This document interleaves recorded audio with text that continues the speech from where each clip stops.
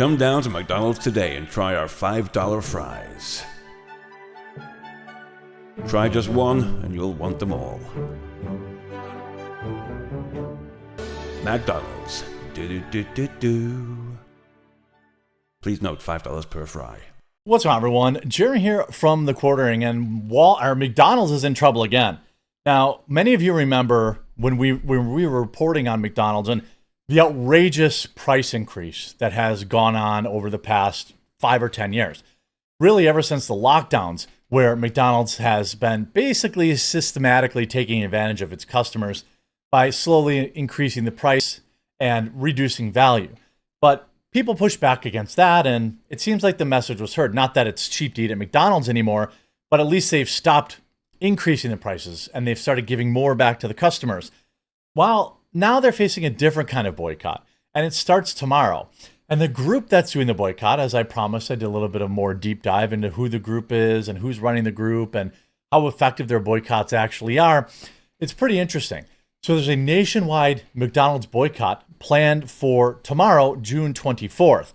McDonald's is set to join a growing list of companies subject to boycotts this year, led by a group advocating for, quote, economic resistance as a means towards corporate accountability and real justice for the working class, whatever that means. As part of its ongoing, quote, economic blackout tour, the People's Union USA, now you're going to want to keep that name in mind because I've got a lot of information about them. The movement behind boycotts of Target and Walmart is urging Americans to refrain from shopping at the restaurant chain between June 24th and June 30th. Newsweek has reached out to McDonald's and the People's Union USA's founder, John Schwartz, via email for comment.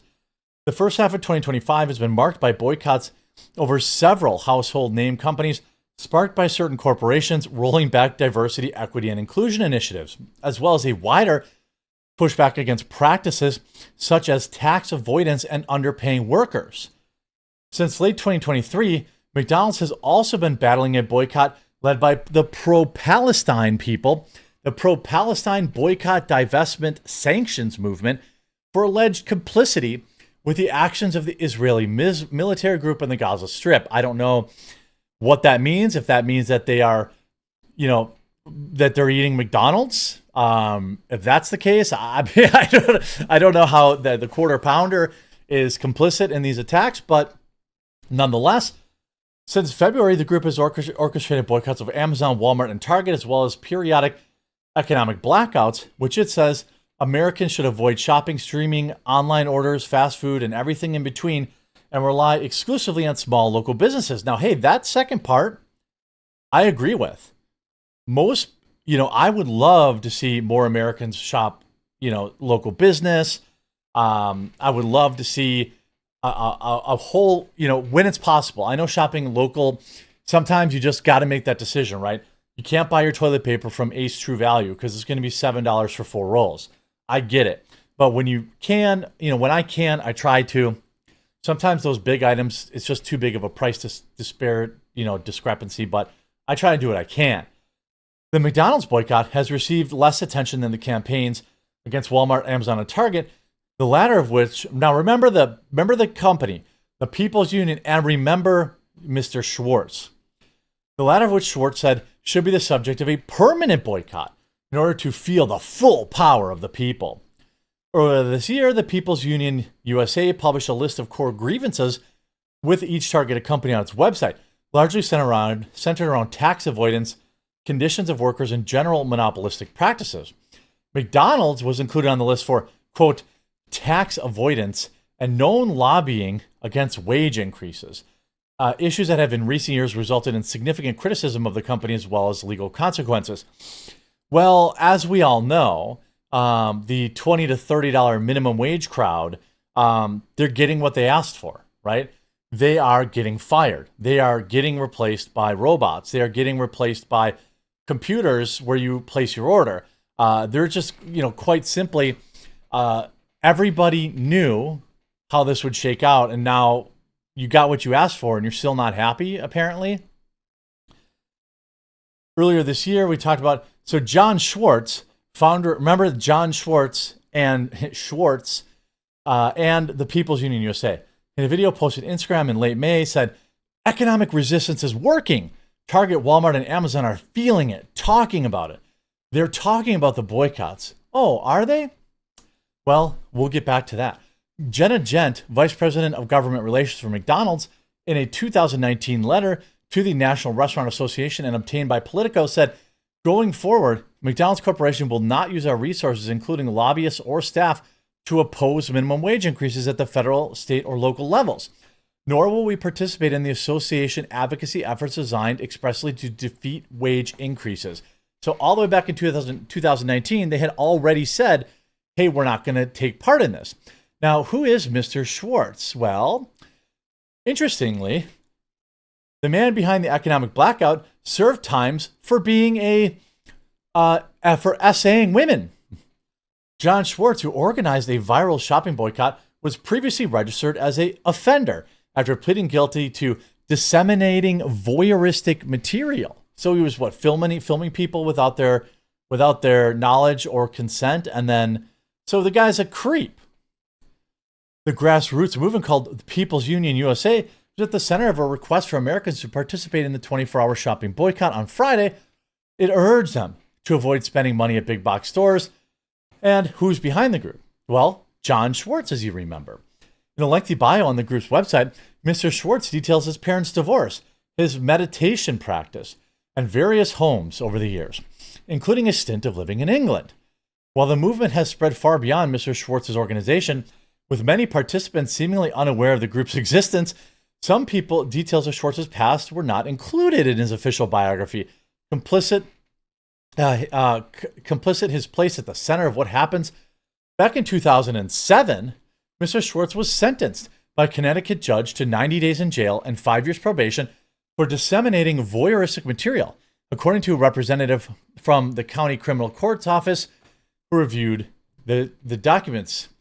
According to court records cited in this report, the Hartford Courant said at the time of sentencing, Mr. Schwartz had then, at 39, been accused of photographing an unconscious 18-year-old with her bobs out, and then texting the image to her cell phone. I have nothing to hide, Mr. Schwartz said when reached by phone to comment, yep, I was convicted in 2007 of something that should never have happened and is completely fabricated. Wait a minute, but you were charged and found guilty. In 2006, the young woman told investigators that she and a friend had visited his home to watch a movie. According to the Courant report, which cited court reports, he offered them pudding. The teenager ate a few bites but then stopped because she thought it tasted weird. The two subsequently passed out. She told police that she had felt nauseous and weak, and she believed she might have been drugged. So, oops. Well, you're getting all that press you wanted. How's that press going, Mr. Schwartz? How's that press treating you? Are you happy? Are you happy you got my attention now? Mr. Schwartz, of course, pled guilty at the time of disseminating this material, which means he did not admit guilt, but he acknowledged that prosecutors probably had enough evidence to convict him. As part of his sentence, he is now on the list of lists. Of course, he calls the whole thing a big scam. Yeah, I know a lot of 40-year-olds who invite 18-year-olds over to their house to watch movies and then give them funny pudding and take their pictures. It seems kind of odd to me. And so then he says, well, I served my time. Okay, well, let's see what else you've been up to. How about this? Remember the name of this company and the other boycotts that it's done. The People's Union, right? This is the very same people that said they stuck it to Target for their DEI backlash. Oh, wait. What if they didn't? What if there was no actual backlash and they were exposed for using bot networks to make people think that there was backlash to Target dropping its DEI? Oops, that's true. A cyber firm, Cybra, found that 3,379 accounts pushed out negative social media posts against the retail giant. This is talking about, while Target struggles to get back on track following the diversity, equity, and inclusion backlash, a new report revealed that the fraudulent social media accounts are the ones to blame. A cyber firm found that 3,400 accounts pushed out negative social media posts against a retail giant.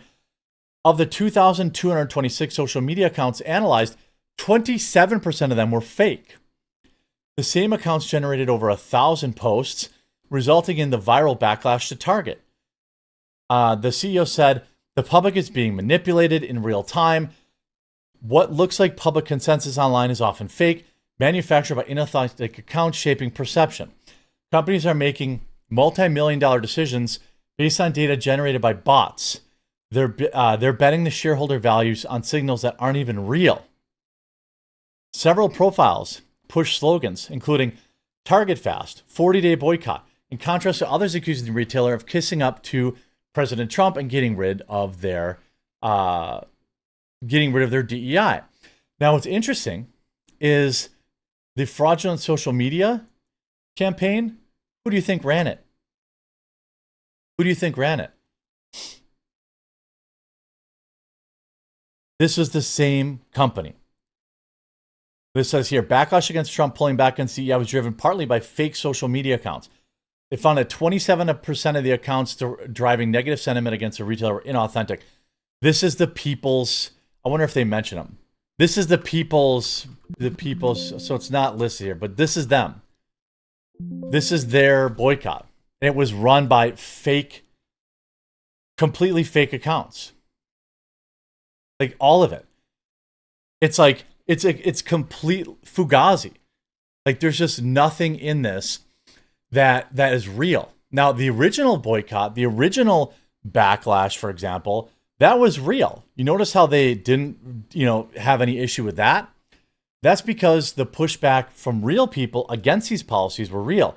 But it turns out the People's Republic, their owner has been credibly accused of drugging and taking pictures of young girls and convicted of at least part of that crime. Also, now he wants us to believe that even though he used bots to go after the Target one, the McDonald's one is totally real. I guess the endless thirst for internet clout has backfired on this guy because now we all know about your crime and now we all know that you use bots to manufacture fake outrage. I hope you enjoyed this video. If you did, make sure to leave a like on it. If you haven't yet, please subscribe or follow down below, and we'll talk to you again real soon.